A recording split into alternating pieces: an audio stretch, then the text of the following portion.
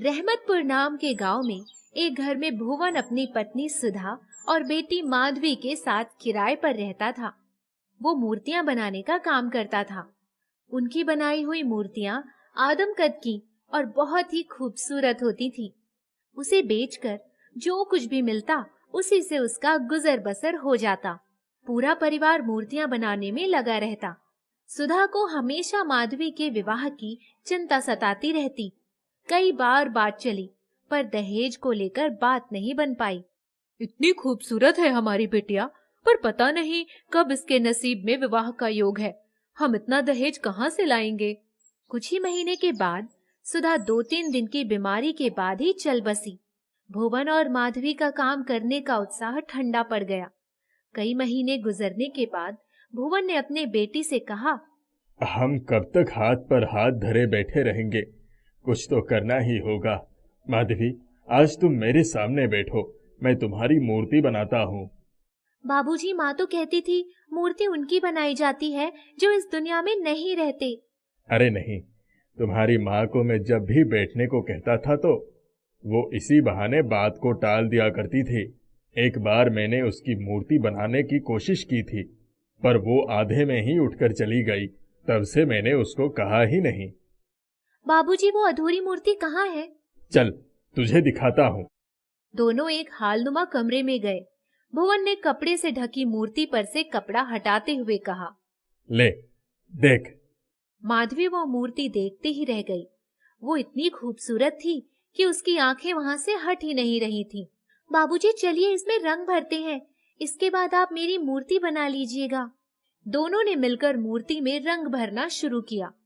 जैसे ही उस मूर्ति के वस्त्रों और आभूषणों में रंग भरा, वो मूर्ति एकदम साकार हो उठी और ऐसा लगा जैसे वो बोल पड़ेगी। माँ के गले में पड़ी सुनहरी माला देखकर माधवी बोली, बाबूजी, माँ की यह सुनहरी माला मैं पहन लूं? वो सोने की थोड़ी है, ये तो मूर्ति के ऊपर मैंने ही डाल दी थी, क्योंकि तेरी माँ को सोने की मोतियों वाली माला की बहुत इच्छा थी।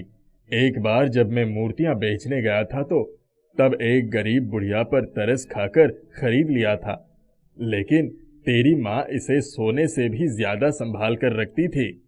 बाबूजी, चलिए आज आप मेरी मूर्ति बना दीजिए, लेकिन मैं ये माला पहनकर ही मूर्ति बनवाऊंगी। ठीक है, पहन लेना, पर कल बनवाऊंगा। आज बहुत थक गया हूँ।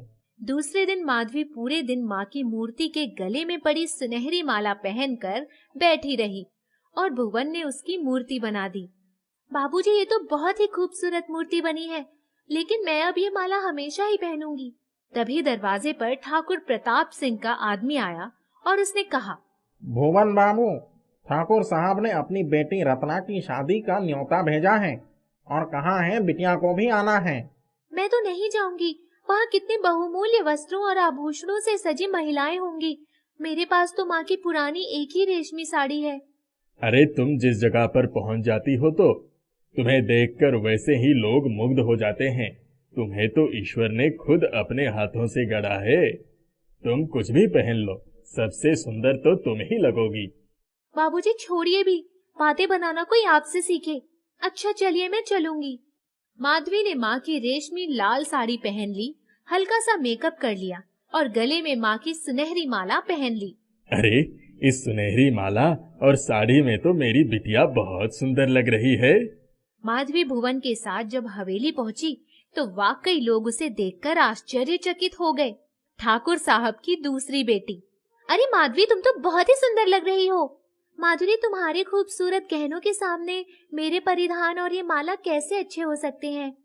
अपनी शक्ल तो देखो, काला रंग, ऊपर से पीला लहंगा, ऐसा लग रहा है सरसों के खेत में भैंस खड़ी है। ऊपर से पीले चमकीले सोने के आभूषण। कुछ कहा तुमने? नहीं नहीं, मैंने तो कुछ नहीं कहा। मैं तो यही कह रही थी कि तुम्हारा लहंगा कितना खूबसूरत है। माधवी, चलो, दीदी की जयमाला का समय हो गया है। चलो, तुम भी चलो। ना बाबा, मैं क्या करूंगी वहां जाकर, तुम जाओ। माधुरी उसका हाथ पकड़कर जबरदस्ती ले गई। ठकुराइन ने माधवी को देखते ही कहा, माधुरी, इसको कहाँ से ले आ रही है? ये इतनी खूबसूरत है कि कहीं लड़के का मन इसी पर ना आ जाए, वो इसी को जयमाला न डाल दे। माधवी ने उनको कानाफूसी करते देखा तो वहां से खिसक गई। वो चुपचाप आकर एक जगह पर बैठ गई उसके बगल वाली कुर्सी पर एक बूढ़ी औरत बैठी थी। उसने माधवी से कहा, तुम कहाँ रहती हो बेटी? आप मुझसे कुछ कह रही हैं? हाँ हाँ, मैं तुमसे ही पूछ रही हूँ। जी बगल में ही मेरा घर है। मेरे बाबूजी मूर्ति बनाते हैं। कल ही उन्होंने मेरी एक मूर्ति बनाई है। अच्छा, क्या नाम है तुम्हारे बाबूजी का? जी भुवन। कल दोपहर को मैं तुम्हारे घर आऊंगी और मूर्ति देखूंगी। जी ठीक है। तभी शोर मचा और सारे लोग जयमाल देखने के लिए उठ गए। अम्मा आप भी चलिए ना। नहीं नहीं बेटी, तुम जाओ, मैं यहीं ठीक हूँ। मैं उतनी दूर नहीं चल पाऊंगी। चलिए मैं आपको लेकर चलूंगी।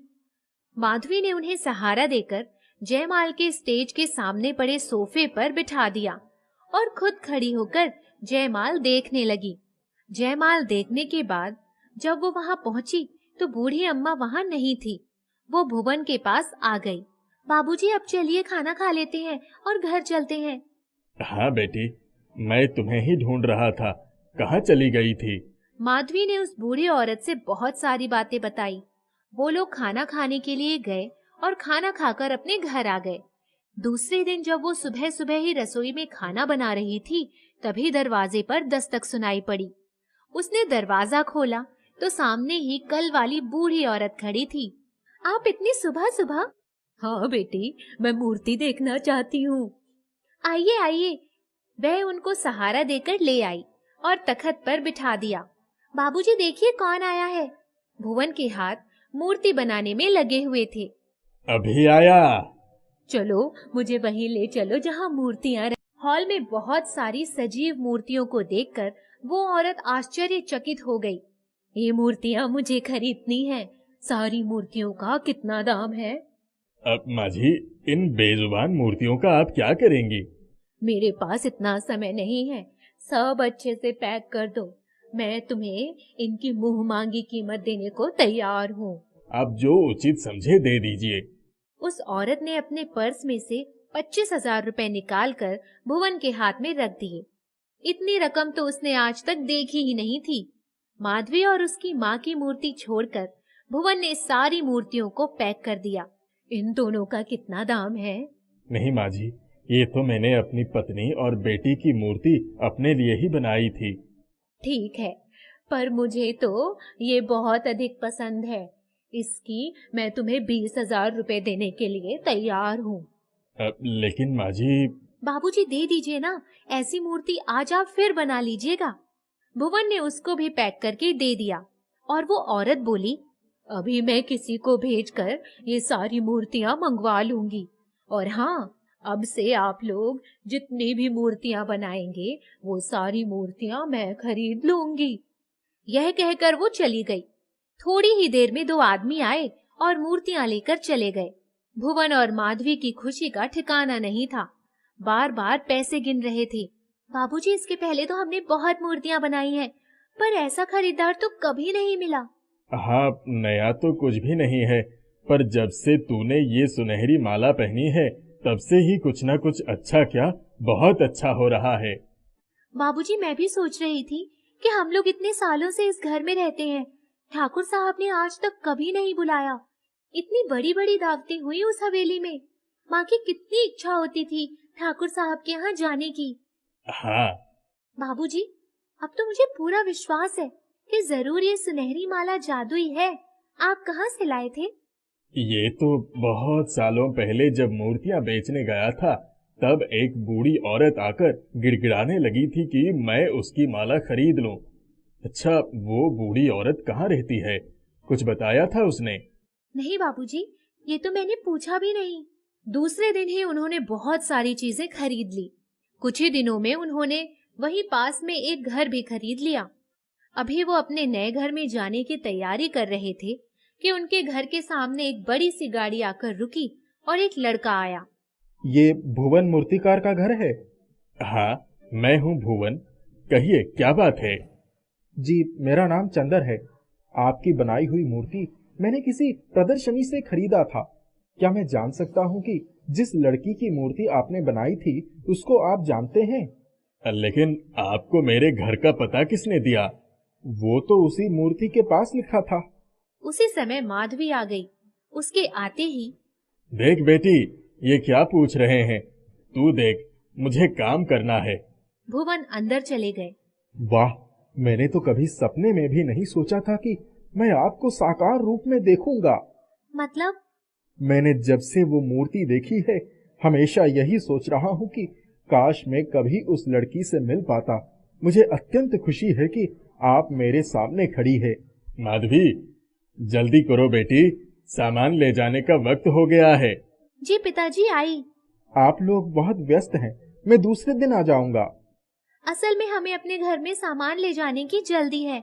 मैं कुछ मदद करवा सकता हूँ। आइए। माधवी, तुम देख लो, कुछ रह ना जाए। मैं सामान ले जाने का कुछ इंतजाम करके आता हूँ। क्या सामान बहुत ज्यादा है? नहीं, हमारे पास ज्यादा सामान तो नहीं है, बस कुछ मूर्तियां ही है जिन्हें संभाल कर ले जाना है। आप कहीं मत जाइए, मैं अपनी गाड़ी से सामान पहुंचाने की आपकी मदद करूंगा। अरे, आप क्यों परेशान हो रहे हैं? हम कुछ न कुछ कर ही लेंगे। लेकिन चंदर नहीं माना। उसने पूरा सामान गाड़ी से ही पहुंचा दिया। वे लोग अपने नए घर में आ गए। आप लोग आराम करिए, मैं कल फिर आऊंगा। वो चला गया। माधवी, आज तो मैं बहुत थक गया हूँ, कुछ खाऊंगा नहीं। बाबूजी, वो चंदर कुछ फल रख गए हैं, चलिए वही खा लेते हैं। उसने तुमसे कुछ कहा क्या? नहीं बाबूजी। दूसरे दिन सुबह सुबह ही चंदर अपने साथ बहुत सारा खाने पीने का सामान लेकर आ गया। अरे, इतना सारा सामान? बाबूजी, मैं आपको बाबूजी कह सकता हूँ? हाँ हाँ, क्यों नहीं। बाबूजी, मैं आपसे एक विनती करना चाहता हूँ। हाँ, बोलो। मैं माधवी से शादी करना चाहता हूँ। बेटा, हम तो बहुत गरीब हैं, कहाँ तुम कहाँ हम। बाबूजी, आप इसकी चिंता मत करें, आपका कोई खर्च नहीं होगा। मेरी बेटी तुम्हारे साथ बहुत खुश रहेगी। कुछ दिनों में ही दोनों की शादी हो गई। दोनों बहुत खुश थे। चंदर के माता पिता नहीं थे, इसीलिए वो भुवन को भी अपने साथ ले गया। जादुई सुनहरी माला ने माधवी का जीवन बदल दिया। ख्याति एक अनाथ बच्ची थी। छोटी सी उम्र में ही उसकी माँ ने उसे एक अनाथ आश्रम के पास छोड़ दिया था और खुद आत्महत्या करके इस दुनिया से विदा हो गई। दरअसल ख्याति एक बिन ब्याही माँ के कोख से जन्मी बच्ची थी। समाज के डर के मारे उसने ये कदम उठाया था। ख्याति की मौसी लता को जैसे ही पता चला कि वो एक अनाथ आश्रम में है, वो उसे वहां से निकालकर अपने साथ अपने घर ले आई। लता के हाथों में बच्चा देख लता का पति सुधीर आश्चर्य में पड़ गया। ये बच्ची किसकी है? तुम कहाँ चली गई थी? सुबह से मैं तुम्हें ढूंढ रहा हूँ। ये बच्ची मुझे रास्ते में पड़ी हुई मिली। उसे रोता देख मुझसे रहा न गया और मैं उसे अपने साथ ले आई। लता अपने पति से झूठ कहती है क्योंकि वो नहीं चाहती थी कि उसकी मरी हुई बहन का नाम बदनाम हो। अच्छा हुआ तुम इसे अपने साथ ले आई। बेचारी बच्ची कितनी मासूम है, ना जाने कैसी निर्दयी माँ है जिसने ऐसी फूल सी बच्ची को सड़क पर मरने के लिए छोड़ दिया। सुधीर और लता ख्याति को अपनी बेटी की तरह पालने लगे। कुछ ही समय में ख्याति उनकी लाडली बन गई। एक दिन लता श्रृंगार कर रही थी, तभी नन्ही ख्याति ने अपने लड़खड़ाते कदम से अपनी माँ के पास आई और वहां रखा हुआ नेल पॉलिश लेने लगी। उसकी ऐसी मासूम हरकत देख लता मुस्कुराए बिना नहीं रह सकी। अले मेरी नन्ही परी को क्या चाहिए? आपको ये नेल पॉलिश लगानी है? हाँ माँ, मुझे नेल पॉलिश लगा दो। लता अपनी छोटी सी गुड़िया को नेल पॉलिश लगाती है। अपनी माँ को देखकर ख्याति को भी मेकअप और नेल पॉलिश से लगाव हो गया था। वो आए दिन अपनी माँ से नेल पॉलिश लगवाने लगी। कई साल बीत गए और देखते ही देखते वो बड़ी हो गई। एक दिन सुधीर और लता आंगन में बैठे हुए थे, तभी उनकी एक पड़ोसन उनके घर आती है। नमस्ते भाभी जी, कैसी हो? मैं बिल्कुल ठीक हूँ, बताइए कैसे आना हुआ? अरे भाभी जी, आपकी बेटी के लिए मेरे पास एक बहुत ही बढ़िया रिश्ता आया है। आप कहो तो बात आगे बढ़ाओ। लड़का बहुत ही बड़ा खानदान से है। आपकी बेटी राज करेगी, राज। लता और सुधीर रिश्ते की खबर सुनकर खुश हो जाते हैं। तभी सुधीर पड़ोसन से कहता है, अरे भाभी, अगर आप लड़के और उसके परिवार को जानते हैं तो इससे अच्छी बात और क्या हो सकता है। हमें शादी से कोई आपत्ति नहीं है, लेकिन पहले मैं अपनी बेटी ख्याति से इस बारे में बात कर लूं। उसे कोई आपत्ति तो नहीं है तो हम उसकी शादी करवा देंगे। सुधीर और लता अपनी बिटिया ख्याति को रिश्ते की बात बताते हैं। ख्याति अपनी माता पिता की हर बात मानती थी। आप लोग तो जानते ही हो कि मैं आपकी कोई भी बात को नहीं टालूंगी। वैसे भी आज तक आप लोगों ने मेरे लिए जो कुछ भी निर्णय लिया है वो हमेशा सही ही रहा है। तो शादी जैसे महत्वपूर्ण निर्णय आपने कुछ सोच समझकर ही लिया होगा, इसलिए मुझे ये रिश्ता मंजूर है। हमें तुमसे यही आशा थी। अब जब तुम हाँ कह ही दिया है, हम बिना किसी देरी के लड़के और उसके परिवार से मिलकर तुम्हारी शादी तय कर देते हैं। आपकी खुशी में ही मेरी खुशी है पिताजी, जैसा आप ठीक समझे। सुधीर और लता लड़के वालों से मिलने उनके घर जाते हैं। वहां जाकर उन्हें लड़का और उनका परिवार दोनों ही बहुत पसंद आता है। वे तुरंत मुहूर्त निकालकर उनकी शादी पक्की कर देते हैं। कुछ दिनों बाद ख्याति की शादी हो जाती है। वो विदा होकर अपने ससुराल चली जाती है। शुरू में ख्याति अपने ससुराल में काफी खुश थी, लेकिन धीरे धीरे उसे अपने पति रोहन की असलियत पता चलने लगी। रोहन को जुआ खेलने का बहुत शौक था और वो रोज रात दारू पीकर घर आता और ख्याति को मारता था। एक दिन अपने जुए की लात के कारण रोहन अपना सब कुछ हार जाता है। रोहन की माँ को इस बारे में जानकारी मिलती है। मुझे तुझे अपनी माँ कहते हुए शर्म आ रही है। 1000 बार समझाया था तुझे कि ये सब बुरे काम छोड़ दे, ये सब चीजें तुझे सिर्फ ले डूबेगी, लेकिन तूने मेरी एक ना सुनी। रोज रात आकर मेरी बहू को मारता पीटता है। तू निकल जा यहाँ से। तूने तो हमें कहीं का नहीं छोड़ा। तेरी वजह से हमारे सर से छत भी चली गई। अब क्या हमें मार कर ही दम लेगा? मुझे माफ कर दो माँ, मैं नशे में था।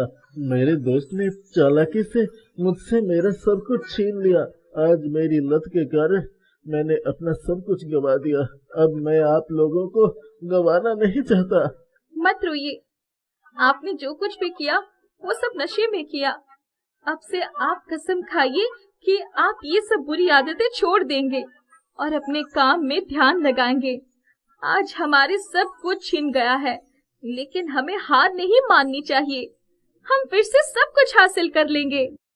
जैसे तैसे रोहन रहने के लिए एक लकड़ी की झोपड़ी बनाता है। रहने को छत तो मिल गई, लेकिन घर में अन्न का एक दाना भी न था। ख्याति ने अपनी इस हालत के बारे में अपने माता पिता से कुछ भी नहीं बताया। रोहन काम की तलाश में दर बदर भटकने लगा। वो तलाश करते करते थका हारा एक कुएं के पास बैठ अपने आप को कोसने लगा। हे भगवान, ये मैंने क्या कर दिया? कहाँ मैं एक आलीशान घर में रहता था और कहाँ आज एक झोपड़ी में रह रहा हूँ। आज मेरी वजह से मेरी माँ और पत्नी को भी कष्ट उठाना पड़ रहा है। हम अपना पेट काट काट कर अपना जीवन व्यतीत कर रहे हैं। मेरे जैसा नालायक पति और बेटा भगवान किसी को ना दे। रोहन बहुत पछता रहा था। उसको रोता हुआ देखकर अचानक एक आवाज आती है। क्या हुआ बेटा, तुम इतना क्यों रो रहे हो? रोहन वहाँ देखने लगा। अरे यहाँ वहाँ क्या देख रहे हो? मैं तुम्हारे पीछे से बोल रहा हूँ। कौन है आप? आप मुझे दिखाई नहीं दे रहे हैं। जरा मेरे सामने तो आइए। अरे तुम जिसके पास में बैठे हो, मैं वहाँ से बोल रहा हूँ। रोहन पीछे देखता है तो उसे कुआं दिखाई देता है। यहाँ तो कोई नहीं है सिवाय एक कुएं के, और ये आवाज तो कुएं से ही आ रही है। सही पकड़े, मैं कुआं ही बोल रहा हूँ। मैं एक जादुई नेल पॉलिश कुआं हूँ। मैंने तुम्हें रोता हुआ देखा तो सोचा कि तुमसे इसका कारण पूछ लूं। रोहन जादुई नेल पॉलिश कुएं को सब कुछ बता देता है। सारी बात सुनकर पहले तो जादुई नेल पॉलिश कुएं को बहुत गुस्सा आया। फिर उसने रोहन का पछतावा देख उसकी मदद करने की सोचने लगा। तुमने अब तक बड़ी गलतियां की है। लेकिन तुम्हारी धर्मपत्नी का पुण्य तुम्हें बचाने के लिए तुम्हारे आगे खड़ा है, इसीलिए मैं तुम्हारी मदद कर सकता हूँ। मेरी कुछ शर्त है, मेरी मदद से तुम्हें जो भी लाभ होगा उसे तुम गरीबों में भी बांटोगे और उनकी मदद करोगे। तुम सही राह पर चलोगे तो हमेशा सफल रहोगे। हाँ हाँ, मैं आपकी सारी बात मानूंगा और गरीबों की मदद करूंगा। तो ठीक है, मुझ में से तुम एक नेल पॉलिश निकाल लो और उसे अपनी नेक धर्मपत्नी के उंगलियों में लगा दो, फिर देखना चमत्कार। रोहन खुश होकर अपनी पत्नी के पास जाता है और उसे सारी बातें बता देता है। ख्याति रोहन के कहने पर वो नेल पॉलिश अपने हाथ में लगा लेती है। आपके कहने पर मैंने नेल पॉलिश तो लगा लिया, लेकिन इससे कुछ फायदा तो नहीं हुआ। कहीं आप दोबारा पी कर तो नहीं आए हो? अरे नहीं बाबा, मैंने कोई नशा नहीं किया है। मैंने तुम्हें जो कुछ भी बताया है वो सब सच है। अगर ये सब कुछ सच होता तो हमें कोई चमत्कार जरूर दिखाई देता। ये आपका कोई वहम होगा। आप वो सब बातें भूल जाइए और घर के बारे में सोचिए। ख्याति इतना कहकर घर के बाहर जाती है और साफ सफाई करने लगती है। वो जैसे ही झाड़ू लेती है, अचानक से देखती है कि घर अपने आप साफ हो जाता है। उससे यकीन नहीं हो रहा था कि ये सब कुछ कैसे हो गया। फिर वो बर्तन धोने जाती है। बर्तन छूते ही सारे बर्तन साफ हो जाते हैं। ख्याति अपने सास और पति को बुलाती है। क्या हुआ, क्यों बुला रही हो? अरे आपकी बात तो सच हो गई। सच में एक जादुई कुएं की नेल पॉलिश है। मैंने अभी जैसे ही झाड़ू को हाथ लगाया तो पूरा घर अपने आप ही साफ हो गया। अरे वाह, ये तो सच में चमत्कार हो गया। ख्याति अपनी झोपड़ी को छू लेती है। झोपड़ी छूते ही वो एक आलीशान महल में बदल जाता है। ख्याति और उसका परिवार ये चमत्कार देखकर बहुत खुश हो जाते हैं।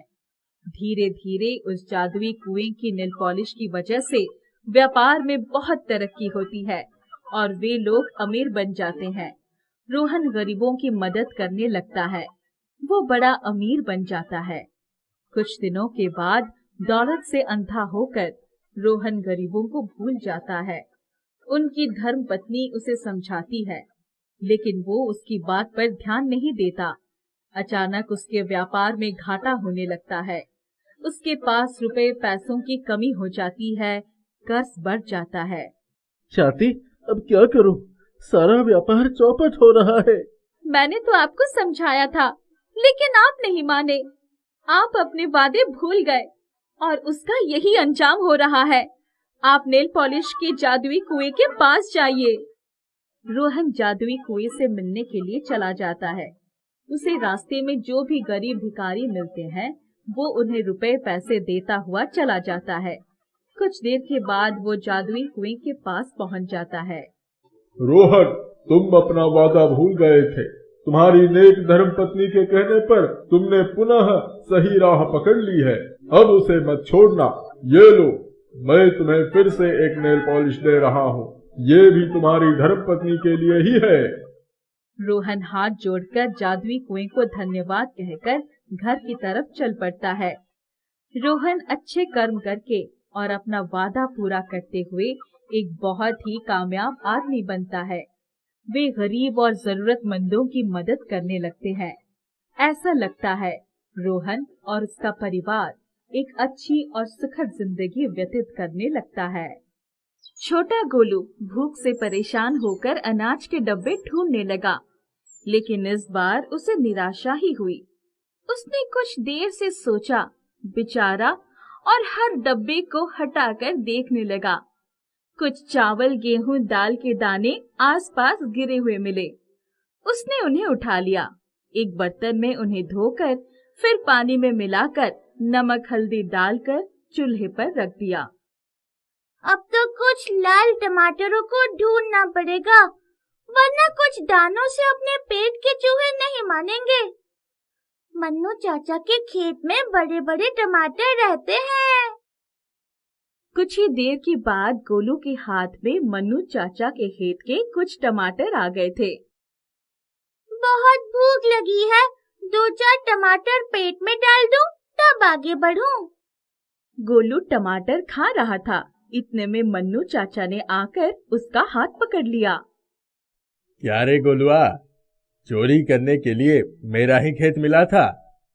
इतने सारे टमाटर तोड़ लिए। आज के बाद अगर मेरे खेत के आसपास नजर भी आया तो समझ कर रखना, मार मार कर तेरा सर गंजा कर दूंगा। चाचा बहुत भूख लगी थी सो टमाटर खा लिया, मैं चोर नहीं हूँ। दूसरों की चीज बिना पूछे ले लेना चोरी नहीं तो क्या धर्म कर्म कहलाता है। तुझसे तो वो भिखारी अच्छे हैं जो चोरी नहीं करके भले मांग कर खाते हैं। बाकी के टमाटर रख दे और भाग कर जा यहां से। मैं तेरी गंदी सूरत देखना नहीं चाहता हूँ। गोलू अपमान का घूंट पीकर चुपचाप वहां से चल पड़ा। वो अपने आप को आज बहुत छोटा महसूस कर रहा था। पेट की भूख के लिए इतनी बेइज्जती होगी उसने सोचा भी नहीं था। वो रुआंसा हो गया था। क्या करूं, कहाँ जाऊं, कोई काम भी नहीं मिलता। बचपन से ही धुतकार और गालियां ही तो मिली है। कोई रिश्तेदार भी मेरी मदद करने नहीं आता। इस जिंदगी से अच्छा होता कि मैं भी माँ बाबूजी के साथ ही मर गया होता। इस जिल्लत की जिंदगी से तो मौत बहुत अच्छी है। गोलू घर पहुंचा और उसे चूल्हे पर जलने की बू आई। अरे बाप रे, जो था वो भी गया। कुछ दाने थे वो भी खाने के काम नहीं आए। बाप रे, सब के सब जल गए। उतार कर देखता हूँ कुछ तो बचा होगा। अरे हाँ, ऊपर के थोड़े दाने बच गए हैं। मेरी गलती से सब हुआ है। भूख का मारा गोलू बेचारा उन जले हुए दाने को खाने पर मजबूर हो गया। वह उस जले हुए खाने को मुंह बनाकर खाता चला। मुंह कड़वा हो गया, लेकिन पेट को थोड़ी राहत मिली है। जिंदगी में भी बड़ी कड़वाहट है, लेकिन उसका सामना तो करना ही पड़ता है। मैं इस कड़वाहट और संघर्ष का सामना करूंगा, लेकिन चोरी नहीं करूंगा, गलत कदम नहीं उठाऊंगा। देखना है जिंदगी कितनी इम्तिहान लेती है। आज उसे अपने माँ और बाबूजी की बहुत याद आ रही थी। कुछ देर बैठकर वो कुछ सोचता रहा। फिर पेट की भूख ने उसे बैठने नहीं दिया। वो अपनी झोपड़ी से बाहर निकला, जंगल की तरफ चल पड़ा। उसे कहाँ जाना था यह वो नहीं जानता था, फिर भी वो चलता चला गया। बहुत दूर चलते चलते उसे एक गुच्छेदार फलों का पेड़ दिखाई पड़ा। उसके कदम रुक गए। ऊपर वाले का शुक्र है, ये जंगल है, यहाँ के फलों का स्वाद चख ही सकता हूँ। ये कोई चोरी नहीं होगी। अरे, ये तो लीची का पेड़ है। बस फिर क्या था, गोलू ने लीची के गुच्छे तोड़ लिए। कुछ लीचियां थी और उन्हें वो ना गिनते हुए खाने लगा। रस्सेदार लीची का मजा आने लगा। बहुत मीठा स्वाद है। किसी ने सच ही कहा है, सब्र का फल ना मीठा होता है। शायद उसने भी बड़ी देर के बाद लीची जैसा फल खाया होगा। गोलू इतना कहते ही लीची के पेड़ से आवाज आई। मेरे दोस्त, हिम्मत और मेहनत का फल भी मीठा होता है। अरे वाह, तुम तो बोल सकते हो। मेरी समझ में ये नहीं आया कि किस क्षेत्र में मेहनत करूं, क्या करूं, क्या ना करूं। जहाँ चाहो वहीं मेहनत कर सकते हो। अगर इरादे पक्के हैं और हौसला बना रहे तो हर मुश्किल आसान हो जाती है। मैं जानता हूँ तुमने अपने जीवन में बहुत दुख सहा है। उन दुखों ने ही तुम्हें मजबूत बना दिया है। अब तुम्हें मजबूत कदमों के साथ आगे बढ़ना होगा। कोशिश करके देखो, सफलता अवश्य मिलेगी। आसपास नजर दौड़ाओ, रास्ता खुद ब खुद मिल जाएगा। गोलू का पेट भर गया था। उस पर लीची की बातों ने गहरा असर किया। उसने आसपास नजर दौड़ाई। ये जगह तो बहुत अच्छी है। बहुत ही प्यारा लीची का पेड़ भी है। पास में नदी भी बह रही है। सामने खाली जमीन भी है। साग सब्जी और अनाज की खेती हो सकती है। बस एक छोटी सी कुटिया बनानी पड़ेगी। जमीन को सही करके खेत बनाना होगा। अब घर चलता हूँ और सामान लेकर 1 या 2 दिन में यही बसेरा करता हूँ। दोस्त, बहुत सही राह पर निकले हो। मंजिल की पहचान भी हो गई है। गोलू अपने दुख भूल गया। उसके जीवन में नई योजना जन्म लेने लगी। वो घर गया और उसने अपने मन में नए आशियाने तो बनाने का पूरा खाका तैयार कर लिया। 2 दिन के बाद वह अपनी मंजिल की तरफ चल पड़ा। उसने एक खच्चर पर घर का सारा सामान लाद लिया था। आज वही रास्ते उसे प्यारे लग रहे थे। जब रास्ते मंजिल से ज्यादा खूबसूरत बन जाते हैं, तब सफर का मजा ही कुछ और होता है। उसके मन में नया हौसला जन्म ले चुका था। वो चलते चलते अपनी मंजिल पर पहुंच गया। उसने अपना सामान उतारा और आसपास नजर डाली तो चौंक गया। उसने पहले जहां लीची का फल खाया था, आसपास लीची के कई छोटे पौधे उगाए थे। अरे, इतनी जल्दी लीची के बीज से पौधे बन गए और बड़े भी हो गए। ये कैसी लीला है मुरली वाले की। 1 2 3 4, अरे पूरे 15 पौधे हैं। हाँ, अब मुझे भी कुछ करना होगा। हिम्मत है मर्दा तो मदद है खुदा। अब मैं इन सभी पौधों को सम्मान की जगह पर लगा दूंगा। एक दूसरे के बीच में दूरी बनी रहेगी तो ये फलेंगे और बहुत सारे फल भी देंगे। गोलू ने बड़ी मेहनत करके लीची के सभी पौधे अलग अलग जगहों पर लगा दिए। उसने अपने रहने के लिए एक छोटी सी कुटिया भी बना दी। इसके बाद उसने मुड़कर देखा तो बड़ा लीची का पेड़ बहुत सारे फलों से लद गया था। प्यारे दोस्त, तुमने मेहनत की है तो फल अवश्य मिलेगा। मैं जमीन को सही करके खेत बनाना चाहता हूँ। चारों तरफ सिंचाई का इंतजाम करना चाहता हूँ, लेकिन मेरे पास साधन नहीं है, औजार नहीं है। मेरे दोस्त, मेरे फल किस दिन काम आएंगे? यही तुम्हारे लिए राह बनाएंगे। समझ गए? समझ गया दोस्त, सब कुछ समझ गया। जिसके सर पर तुम्हारे जैसे दोस्त का हाथ हो, उसकी हर मुश्किल आसान हो जाएगी। गोलू ने बहुत सारे लीची के फल तोड़े और बाजार में ले जाकर बेच दिया। बहुत ही उम्दा लीची होने के कारण भाव भी बहुत अच्छा मिला। गोलू ने अच्छा औजार खरीदे और कुछ घर का सामान खरीदा और खच्चर पर लादकर अपने निवास स्थान के पास चला आया। गोलू ने आसपास की जमीन को खेती लायक बनाना शुरू कर दिया और दूसरी तरफ लीची के छोटे छोटे पौधे बड़े होने लगे। वो बहुत ही जल्दी तैयार हो गए। वो दिन भी आ गया जब सारे लीची के पेड़ बहुत सारे फलों से सज गए। दूसरी तरफ गोलू ने साग सब्जी और अनाज की खेती भी की। उसे व्यापार में अच्छा खासा लाभ होने लगा और माली हालत सुधरने लगी। उसने एक शेरू नाम का कुत्ता भी पाल लिया। एक दिन जोरों की बरसात होने लगी। चारों तरफ पानी ही पानी नजर आने लगा। पास की नदी में बाढ़ आ गई और बाढ़ का पानी गोलू के घर तक आ गया। शेरू भौंकने लगा। गोलू घर के बाहर आ गया। अरे बाप रे, इतना पानी! सब कुछ डूब गया। चलो शेरू, यहाँ से निकलने में ही भलाई है। गोलू अपने खच्चर और शेरू के साथ वहां से चल पड़ा।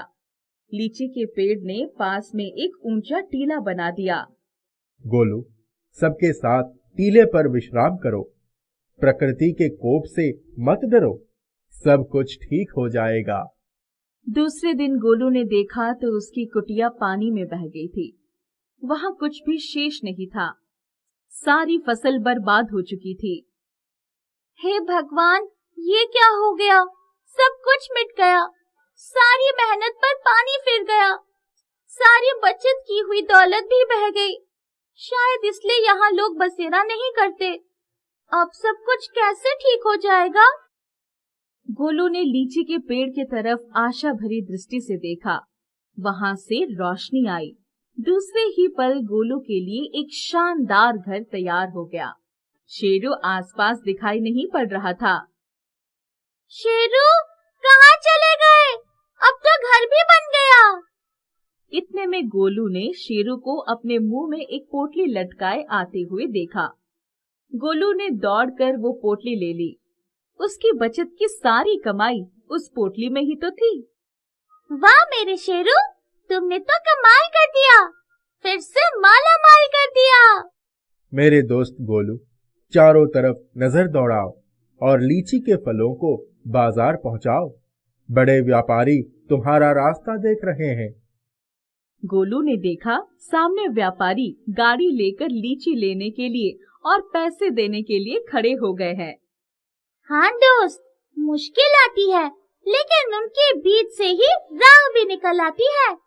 तुम्हारे कड़े संघर्ष के छालों ने ही तुम्हें बुलंदी पर पहुंचाने की राह बनाई है। गोलू दौड़ता हुआ गया और प्यार से लीची के पेड़ से